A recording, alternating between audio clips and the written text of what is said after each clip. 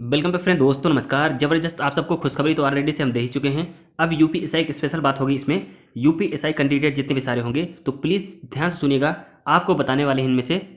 अब इस नोटिफिकेशन का पूरा निचोड़ आपको देने वाले हैं, जीरो से लेकर पूरा सिलेक्शन तक। तो याद रखना कौन कौन से बच्चे इसको फॉर्म को डाल सकते हैं। अब यहाँ पे देखो सारी चीज़ें आपको मिलने वाली है। तो आपका फॉर्म ऑनलाइन कब से होगा, कितने ऐसे कितने बच्चे डाल सकते हैं, कौन नहीं ट्रेनिंग वाले डाल सकते हैं नहीं डाल सकते हैं, मतलब पूरा जीरो से लेके पूरा लास्ट तक पूरा सिलेक्शन तक। तो बने रहना लाइन पे, सब कुछ इसमें मिलने वाला है, हर चीज़ आपको दिखाने वाले हैं। तो चलिए वीडियो को स्टार्ट करते हैं, न लेट करके अच्छे से ध्यान से सुनिएगा, वीडियो को स्किप मत करना। मतलब पूरा फाइनल इसमें पूरा कट आउट कर दिए हैं क्योंकि हम लिख चुके हैं यहाँ पे अच्छे से आपको दिख रहा होगा। यहाँ पे देखो ऑफिशियल नोटिफिकेशन तो जारी हुआ है। अब पूरा एकदम बायोडाटा हम इसको बताने वाले हैं, सारी चीज़ें पूरा ऑफिशियल सिलेबस वगैरह सब कुछ दिखा दूंगा। इसमें पूरा डाटा क्लियर कर देंगे, एक भी डाउट नहीं रह जाएगा। जैसा कि आपको बोले थे, इसके बाद वीडियो आ जाएगी पूरा एक्सप्लेन के साथ, आपको पूरा समझा देंगे। चलिए वीडियो को स्टार्ट करते हैं, ना लेट करके। जो नए बच्चों के प्लीज चैनल को सब्सक्राइब कर लेना, लेटेस्ट नोटिफिकेशन पाने के लिए बेल आइकन बना होगा ऑल, उस पर जाके सिलेक्ट कर देना। चलिए वीडियो को स्टार्ट करते हैं। यहाँ पे देखिए आपको स्क्रीन पे दिख रहा होगा यूपीएसआई दरोगा डबल स्टार आपको दिख रहा होगा। नोटिफिकेशन ऑलरेडी से जारी हो चुका है थोड़ी देर पहले। यहाँ देखिए कुल पदों की संख्या कितनी है, यहाँ पे देखिए पदों की संख्या कुल कितनी है, 9534 टोटल पदाएं हैं। ऑलरेडी से पता ही था बच्चों को। उसके बाद यहाँ पे देखिए ESI-CP, मतलब इसका मतलब सब इंस्पेक्टर सिविल पुलिस में उप निरीक्षक जिनको बोलते हैं, उप निरीक्षक नागरिक पुलिस दरोगा जी। उसके बाद यहाँ पे देखिए आगे जनरल में देख लीजिए इनकी सीट है 3613, EBS में देख लीजिए 902, OBC में सीट देख लीजिए 2437, SC देख लीजिए 1895, मतलब बहुत ज़्यादा सीट है सभी में। एसटी सीट है 180, वहीं पे टोटल सीट है यहाँ देखो ESI-CP में टोटल सीट है 9,027 सीट है टोटल। ठीक, इसमें से महिलाएं भी हैं। यहाँ पे देखो महिलाओं को दिखाते हैं कितनी महिलाएं इसमें। 20% उनका आरक्षण है, तो उनकी महिलाओं की सीट टोटल अभी आपको दिखाने वाले हैं। यहाँ पे देखिए इसमें सारी चीज़ें हो गई सीट क्लियर। मतलब ESI-CP में देख लेना इतनी टोटल सीटें 9,027, जो कि बहुत ज़्यादा हैं। यहाँ देखिए पूरे इतिहास की बात करते हैं, पूरे आज़ाद भारत की बात करते हैं, ठीक है ना। इतने इतिहास में आज तक कभी वैकेंसी इतनी आई नहीं है, और ना ही शायद कभी इतनी वैकेंसी आएगी, क्योंकि 9,534 पद बहुत बहुत ज़्यादा होते हैं। कभी आपने फ्यूचर में भी नहीं सोचा होगा इतनी वैकेंसी आएगी, वो भी उत्तर प्रदेश पुलिस में ऐसा कर दिखाया और इतनी वैकेंसी एक साथ आई है। ठीक, यहाँ पे देखिए आगे आपको दिखाते हैं। यहाँ पे देखिए इतनी सीट, इसमें देखिए पॉइंट नंबर 2 में देखिए प्लाटून कमांडर जिसको बोलते हैं, PSC में देख लीजिए दरोगा के लिए कितनी सीट आई है। जनरल देख लीजिए 194, EBS का 48, OBC में 131, SC में देख लीजिए 101, वहीं की ST कैंडिडेट की सीटें मात्र 10। इसको भी अच्छे से देख लेना। तो प्लीज़ वीडियो को लाइक कर देना।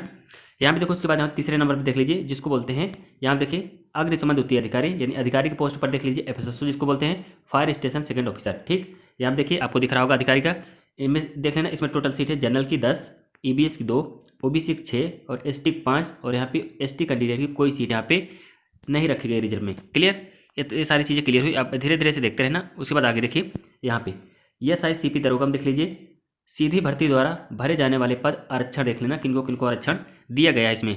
बाकी यहाँ पे देखिए स्वतंत्रता सेनानी की बात करते हैं 2% आरक्षण, इनको 180 सीट है जो उसको ESI-CP मतलब सब इंस्पेक्टर सिविल पुलिस दरोगा में देख लीजिए स्वतंत्रता संग्राम सेनानी की 180 सीटें हैं। और भूतपूर्व सैनिक की बात करते हैं 2% के हिसाब से तो 451 सीटें, जो कि बहुत ही ज़्यादा है। और महिलाओं की बात करते हैं ओवरऑल ESI-CP में इनकी सीट होती न तो इनकी फायर में सीट होती फायरमैन में, और ना ही इनकी PSC में सीट होती है। क्लियर, तो इसमें महिलाएं इसमें जाएंगी टोटल सब इंस्पेक्टर मतलब दरोगा में जाएंगी, तो इनके 20% देख लेना। टोटल 1805 सीटें हैं, जो कि सभी के लिए OBC SC ST जनरल सब इसमें फाइट करेंगी। क्लियर, उसके बाद देखो आगे बढ़ते हैं। आगे देख लीजिए प्लाटून कमांडर की बात करते हैं। यहाँ पे देखिए स्वतंत्रता संग्राम सेनानी के यहाँ पे देखिए मात्र 10 सीट है 2% के हिसाब से। भूतपूर्व सैनिक यहाँ पे देखिए 5% के हिसाब से टोटल 24 सीट है।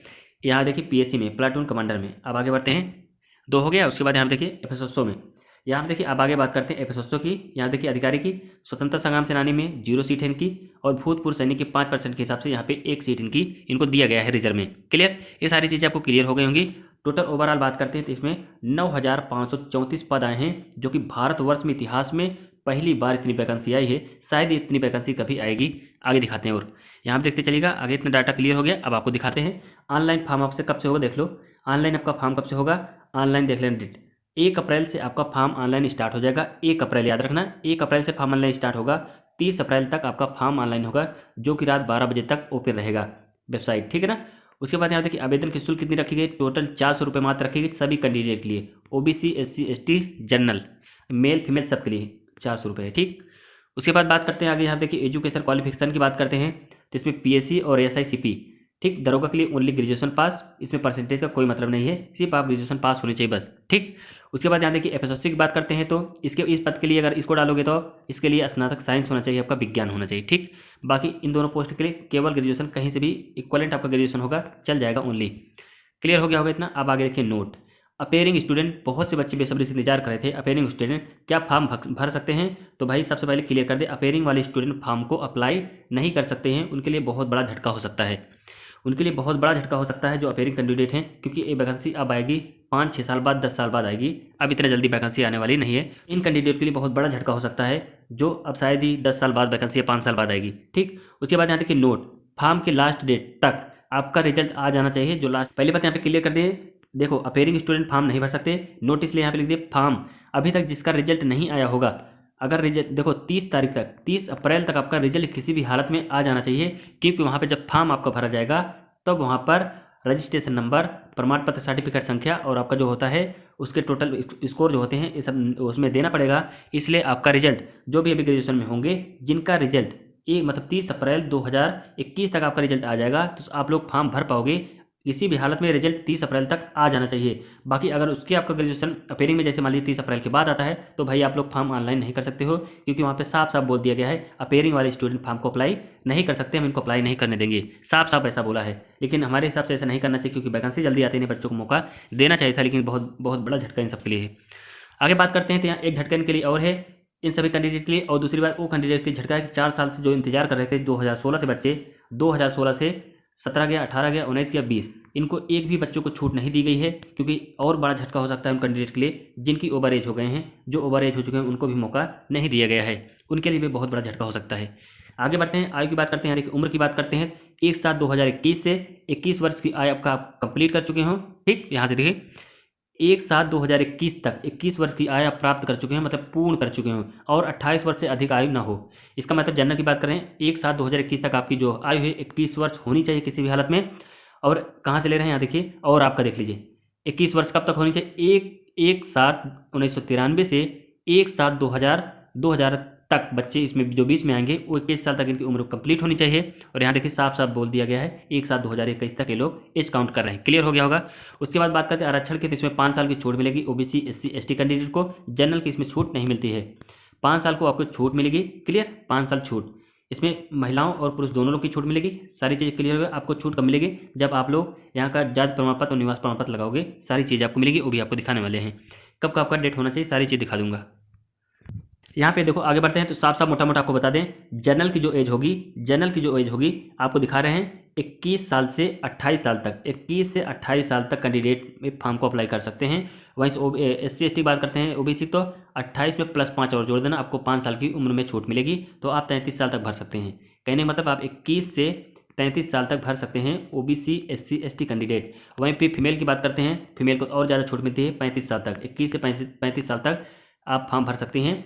बाकी जो जनरल में 21 से लेके एज काउंट यही होगी, ठीक है ना, 21 से लेके आपका 30 तक आप फॉर्म ऑनलाइन करते हैं जो जनरल की होगी। बाकी 5 साल तक आपको छूट मिलेगी ओबीसी SC ST कैंडिडेट के लिए।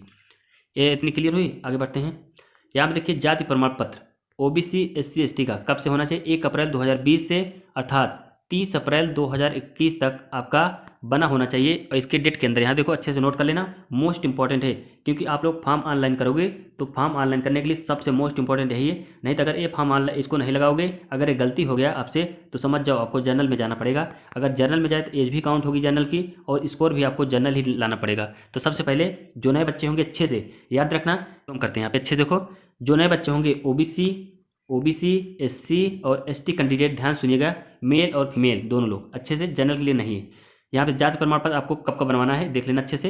1 अप्रैल से अगर आपके पास होगा 1 अप्रैल 2020 से, जैसे मान लीजिए अप्रैल मई अगर 20 में 2020 से मई जून जुलाई अगस्त सितंबर, 30 अप्रैल 2021 तक अगर आपका इसके बीच में अगर बना होगा आपके पास है तो मत बनवाना, अगर नहीं है तो बनवा लेना, नया बनवा लेना। सबको कर रहे हैं, जात भी नया बनवा लेना और निवास प्रमाण पत्र दोनों नया बनवा लेना। यहाँ पे देखो, यहाँ पे लिख दिए सेम वही यही लगेगी, जो आपको जाति बनवाए बता दिए और जो आपको निवास प्रमाण पत्र बताएं दोनों देख लेना। 1 अप्रैल 2020 से 30 अप्रैल 2021 तक फॉर्म लास्ट डेट जब तक है तब तक आपको यहाँ पे बोले हैं लेने के लिए। क्लियर, इसको बनवा लेना, सभी को बोल रहे हैं नया बनवा लेना, एक बार अपडेट करवा लोगे चलता रहेगा। क्लियर, यहाँ पे देखो साफ साफ ये ओबीसी एससी एसटी कैंडिडेट के लिए, जनरल के लिए नहीं है। ठीक, आगे बढ़ते हैं। आप सिलेबस की बात करते हैं। मैथ आएगा आपका, जीके आएगा, हिंदी आएगा और रीजनिंग।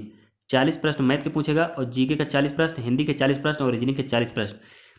यहाँ देखिए एक प्रश्न जो होता है आपका 2.5 नंबर का होता है, एक प्रश्न 2.5 नंबर का, तो टोटल यहाँ पे 100 नंबर आपका है मैथ, 100 नंबर आपका जीके और 100 नंबर आपका हिंदी और 100 नंबर आपका रीजनिंग। क्लियर।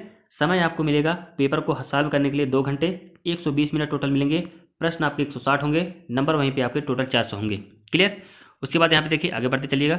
यहाँ देखिए टोटल क्वेश्चन आपको ईच सब्जेक्ट यानी प्रत्येक सब्जेक्ट में 40 प्रश्न मिलेंगे और सभी सब्जेक्ट में यानी प्रत्येक सब्जेक्ट में 35% लाना अनिवार्य होगा। कहने का मतलब 40 प्रश्न में आपको 14 प्रश्न हल करना कंपलसरी है, मतलब जरूरी है, अनिवार्य है। ठीक, 14 प्रश्न आपका सही होना चाहिए।